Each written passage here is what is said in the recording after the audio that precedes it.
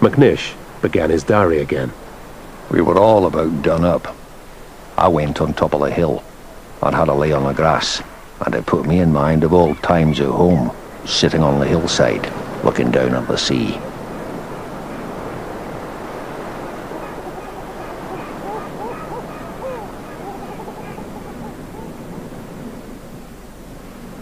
Suddenly, home, rescue, seemed possible.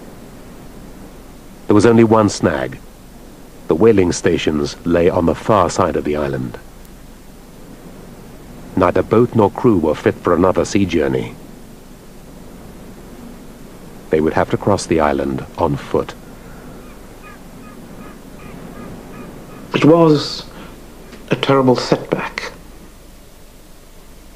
I think that most men, under those circumstances, without Shackleton's leadership, they might have collapsed morally there, and therefore not survived. He took it all in a very matter-of-fact way. He gave the impression that everything would be all right in the end. Their single map showed only the island's coastline. Whalers considered the interior impenetrable.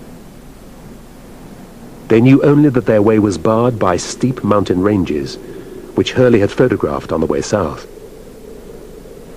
This entanglement of peaks and glaciers had never been crossed.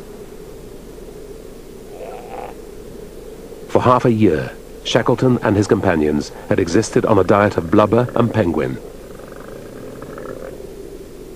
Their feet were frostbitten. They'd barely survived 17 days at sea. Using screws from the Caird, McNish improvised crampons. The night temperatures would harden the snow, making it easier to cross. But there could be no stopping, or the cold would claim them. Shackleton decided to take Crean and Worsley, leaving behind the other 3 men, who were too weak. Their goal lay more than 20 miles away, across unknown mountains.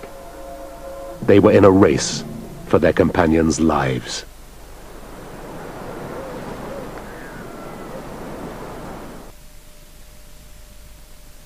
Three men knew their companions' lives depended on them.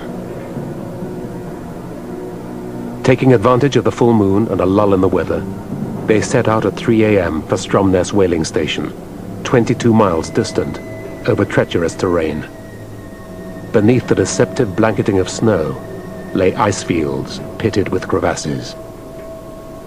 One misstep could end their march.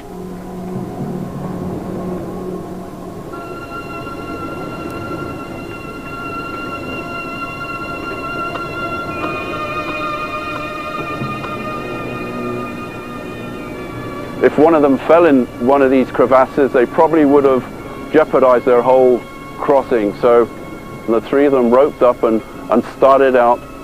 These crevasses would be something like this, 50 feet deep, taking the line across, using your ice axe to get a good firm hold in there, and then step right in.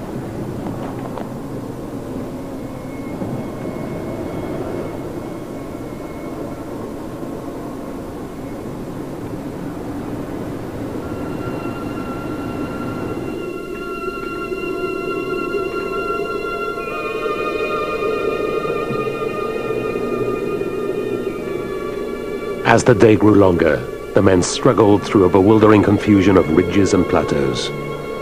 Time after time they would ascend the summit, only to find the precipice on the other side. The ordeal took its toll even on Shackleton. We were now feeling the strain of the unaccustomed marching. We had done little walking since January, and our muscles were out of tune.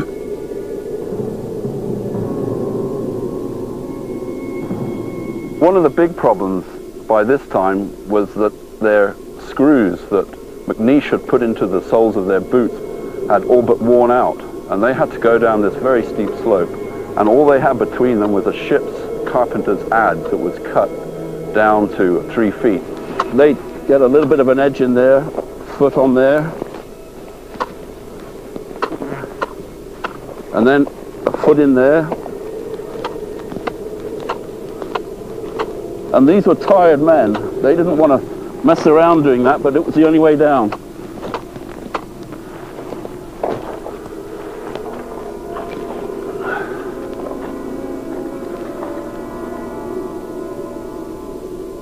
By evening, they were again high on a treacherous pass, too steep to descend on foot.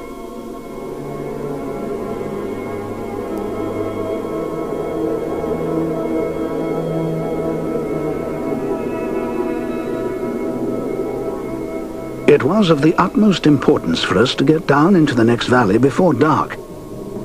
The night temperature at that elevation would be very low. We had no sleeping bags. Worsley recalled the critical moment. Shackleton said, "We've got to take a risk. Are you game? We'll slide." Coiling their rope into a pad, they sat down.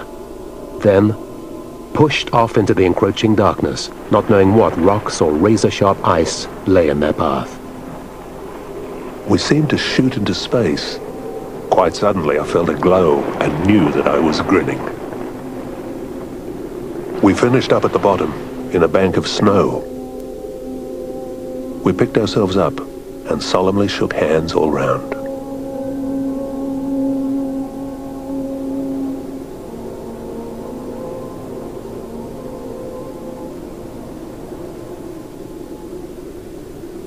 All night until early morning, they trudged on.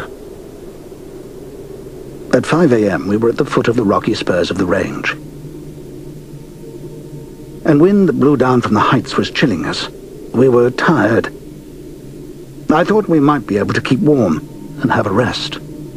Within minutes, my two companions were asleep.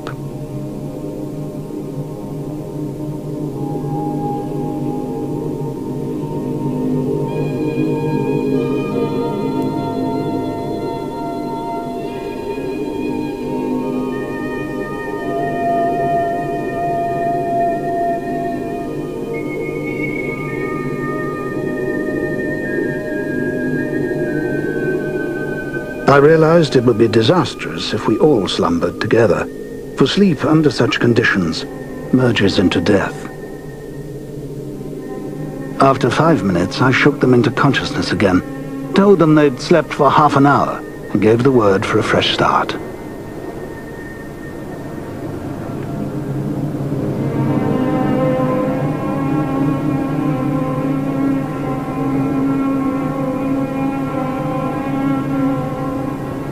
By 6:30 a.m., they climbed a ridge that looked down upon a site familiar from a year and a half before.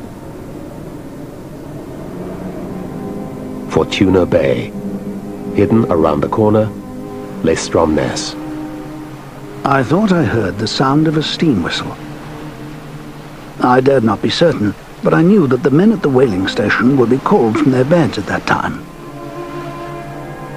In intense excitement, we watched the chronometer for 7 o'clock. Right to the minute, the steam whistle came to us, borne clearly on the wind over the intervening miles of rock and snow.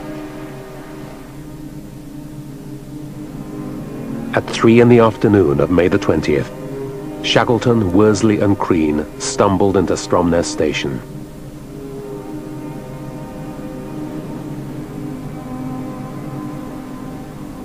They'd been on the move for 36 hours. They knocked on the door of the house of Toralf Sörle, whom they'd met on their way south.